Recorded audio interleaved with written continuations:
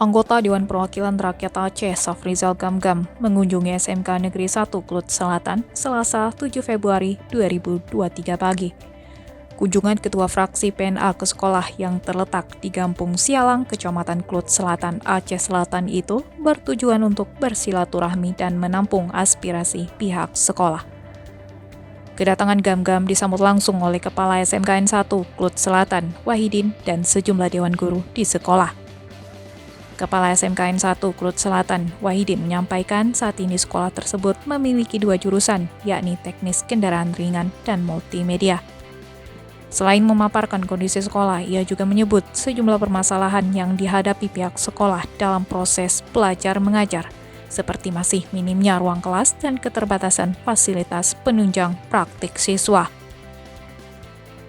Saat ini sekolah tersebut memiliki 8 ruang kelas yang digunakan untuk kelas 1 3 ruangan, kelas 2 3 ruangan, dan kelas 3 mengerucut menjadi 2 ruangan.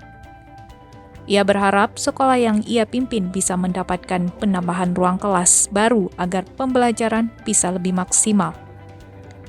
Wahidin melanjutkan, SMK sebagai sekolah vokasi identik dengan alumni yang siap pakai. Artinya, setelah menyelesaikan pendidikan di tingkat SMK, maka diharapkan sudah bisa langsung bekerja.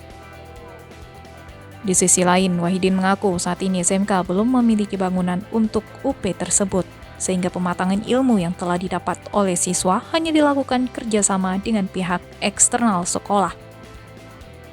Sementara itu, anggota DPRA Safrizal Gamgam menyambut baik aspirasi yang disampaikan pihak sekolah, yakni pembangunan ruang kelas baru dan unit produksi beserta peralatannya.